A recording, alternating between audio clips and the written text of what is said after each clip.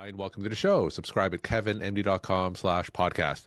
Today, we welcome back after almost 4 years, Kara Pepper. She's an internal medicine physician. Today's Kevin MD article is From Burnout to Balance, 5 Stages of Career Transformation.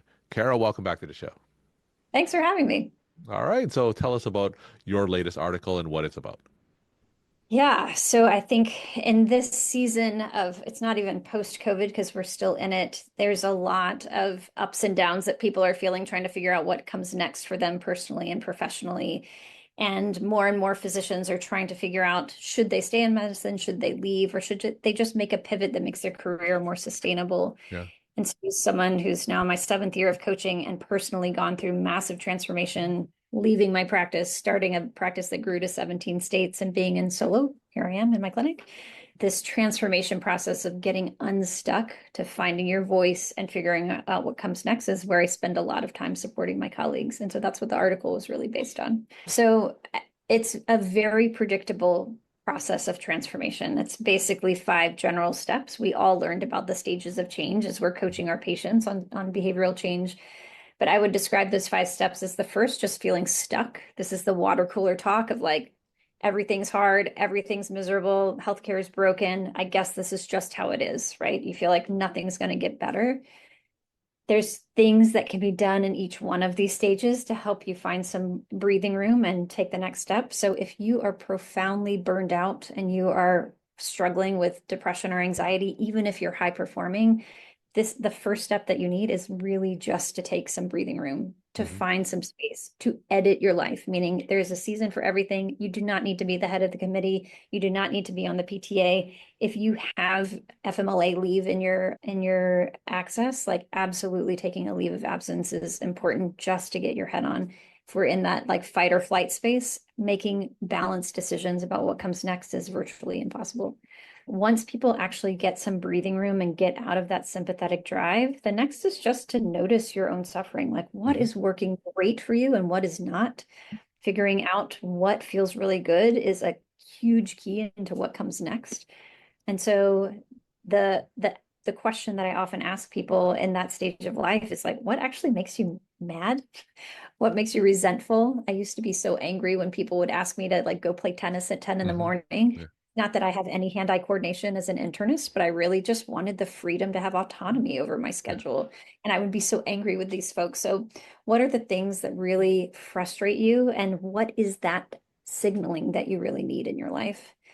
Once you start to discover that you actually can have some air in your life, you have the ability to make some change and you know what your values are, the next is just what we're good at, which is this Hmm. process of discovery. There has to be a better way, and there is. Medicine is not one size fits all. I often point to my husband, who's an MBA, and if he was still working in the same job that he did at 27 when he finished his training, people would think there's something wrong with him. They'd be Hmm. like, do you not aspire for more in your life? Are you really the same person you were 20 years ago? And yet in medicine, we're expected to take a job out of training and just stay there indefinitely. So, what are all the options available to you? Often folks will tell me, like, the only thing I know how to do is just practice medicine, but you have so many more skills than that. So, just getting curious, wipe the slate clean, and what would your ideal day even look like? And then after that, it's joining communities, looking outside your echo chamber, going to conferences, getting involved in communities outside of medicine to see Hmm. what people are doing, looking at startups, like what are all the novel ways that people are using their skills. And so that's a way to start saying, like, I don't have to do this alone. Let me look towards people who've already started to figure these problems out. So get yourself plugged in. And then lastly is taking action. And that does not mean you need to blow up your entire life and build a solo practice like I did, but it means that you can take a tiny step of like, what is the next financial plan that I need to start planning for? Do I need to save up a nest egg in order to make a transition? It's, do I need to meet with my mentors and ask for help? Do I need to start looking for other jobs? Do I need to set a goal and reverse engineer it? But doing some tiny little thing to move yourself forward is it. So that's the very brief overview of what does this transformation look like? You don't have to leave medicine, or you can, but at this point, you do not have to be stuck. Our life is so much more than what we do for a living. And the last thing that we want is to look back on the season in our life with regret and say, I wish that we would have done things differently. You have power and permission to make change. So tell us how briefly your own personal story Yeah. fit into those five stages, that paradigm that you described for us. Yeah, absolutely. So, I worked for a hospital-owned practice for 14 years. I every 2 years was trying to like navigate, what's the next thing for Hmm. me. I wouldn't have described myself as being bored, but I think that was part of it. During the interview for that practice, they said to me, "We want to hire you and retire you." And I remember in my bones just being terrified by that. Like, what do you mean I have to do the same thing for 30 years? And so I was always trying to navigate not only taking great care of patients and being a good team player, but like trying to grow in a system that simply wanted me to see patients. And so I had taken a sabbatical because I'd gotten really burned out. I'd gotten additional certification. And then COVID happened, and it really dawned on me that I could be dead next week showing up taking care of patients. And it really became clear that I could not continue to work in a system where I felt stifled, where I didn't have autonomy, and where, frankly, I just wanted a process of trying things that were new, and I couldn't do that in a system that was very slow. And so I kind of infamously made an appointment with the lead physician who ran our practice, and went in really just for advice. And Hmm. halfway through the meeting, he said to me, "So, what are you saying? Are you thinking you're leaving?" And for the first time ever, I was like, "Yeah, I'm leaving." I had not discussed it with my husband. I had no community around me. I had no idea what I was going to do, but I knew in my bones that things had to be different. Hmm. And I say all of this to say, don't do it like me. You need to be able to have a plan and have community around you. And there's a lot of folks who are helping support physicians like me move into solo practice if that's what they want to do. So ultimately, I left. I wrote out my non-compete by building a telemedicine practice for folks with eating disorders, but it grew to 17 states over the course of 2 years. And now I'm back in person seeing patients, and then on the side, helping physicians build solo practices. So there's a lot there, but ultimately I needed to take my own advice, which is to build a life around what I really value. And I could practice medicine forever at this point. I really, truly love it. It's been fun. I talk to a lot of physicians, particularly early career, and after whatever 5 years, they're in that first stage where they feel stuck. And one of the reasons that they feel stuck is because of hundreds of thousands of dollars of student loans or whatever financial reason, and they don't have that flexibility to look beyond their current job because of that financial anchor. So, for those physicians, and there's a lot of them in that position, what's your advice to them if they're in that first stage of feeling stuck?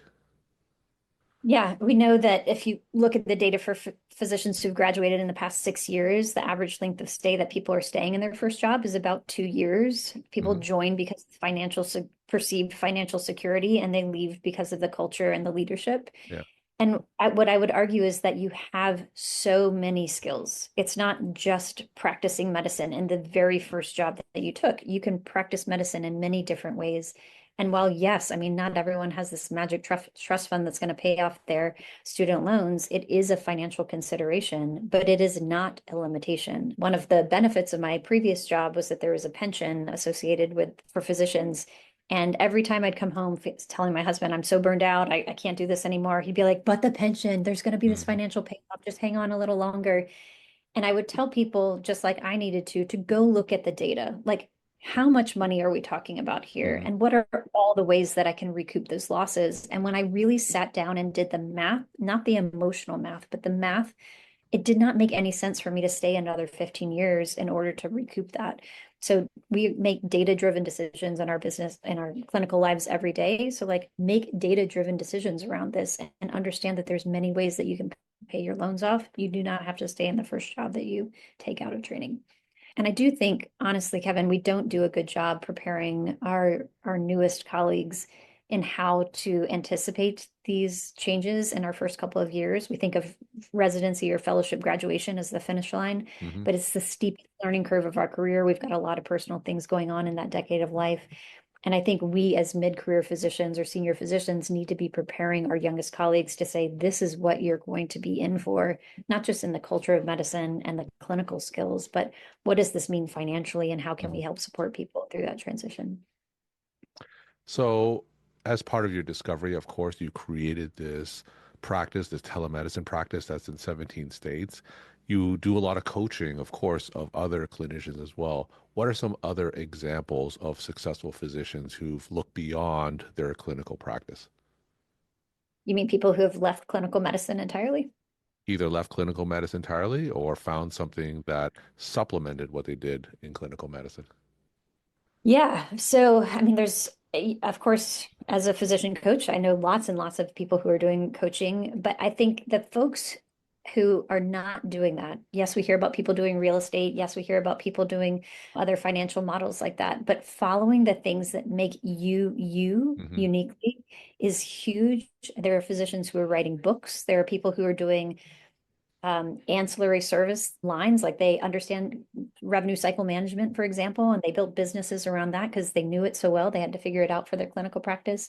I know folks who have developed clothing lines. I know folks who have done color theory. I know folks who are artists. I know folks who are doing all kinds of tech and bio development. And so there's never a one size fits all. We are unique individuals, but I think we don't need more grind. We don't need more homework.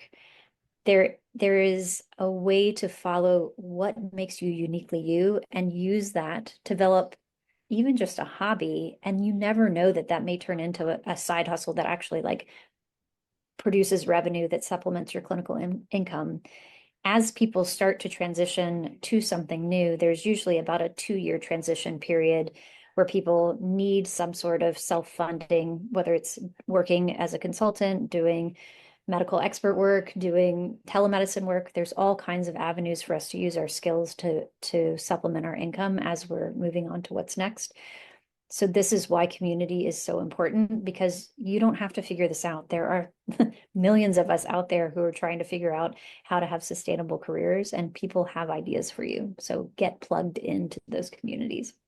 I think that's really important to say because you and me, of course, we're plugged into these communities where physicians, I always like to say, are more than our degrees. And there's so many doctors that we see that do so many different things outside of the exam room and outside of the hospital. So it's tremendously important for physicians who are not in our world or newly graduated physicians to get plugged in and realize that we can be so much more than just what we do clinically and just really expand our horizons because that type of exposure isn't typically taught in medical school or residency. That's right. I mean, you're drinking from a fire hydrant, understandably. And the cynic in me thinks that there's probably a reason that we're not exposed to the business of medicine and other financial skills in that way because it makes us dependent on that. But if you can learn how to manage complex medical illness, get a Mhm. baby out of an abdomen within 2 minutes, manage transplant surgery, like you can learn these skills. This is not that hard. This is just another skill set. Now, during your coaching experience, when you talk to so many other physicians who may be burnt out, the question often arises, should they stay in what they're doing and maybe cut back to part-time and find something that can supplement it clinically versus dropping out of clinical medicine entirely or even finding a new job entirely? So those are kind of three avenues. So how do you normally guide physicians through those choices? I really do believe that we know internally what the right choice is for us. And when we are living in survival mode, in that sympathetic state where we are just churning through every day and exhausted and depleted, it is really hard to make decisions that are not going to recreate the same scenario. Like you can go find another job, but your brain is coming with you and you're going to end up recreating that same dynamic in the new place. So the first step for me is always just to create some space. And that feels nearly impossible for many of us who are working 60 plus hours a week, but it's not an optional step. You have to be able to take care of yourself and settle your nervous system and get into that parasympathetic space.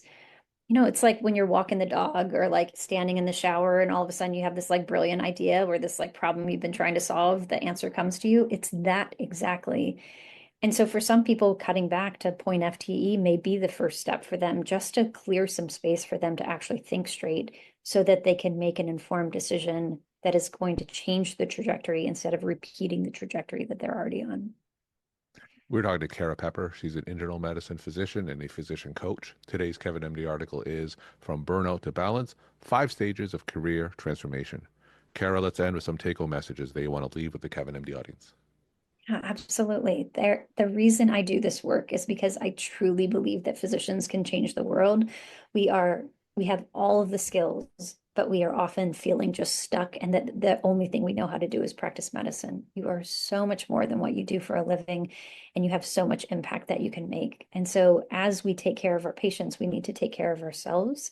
And if you were on your deathbed, looking back at today, what is the thing you know in your bones that you need to start or stop doing immediately? And the thing that made you want to throw up a little bit as you heard me say that, it's that thing. So, how can you just take the first tiny little step towards doing the things that you need to start or stop doing? That's where you start. Kara, thank you so much for sharing your perspective and insight. And thanks again for coming back on the show. Thanks for having me.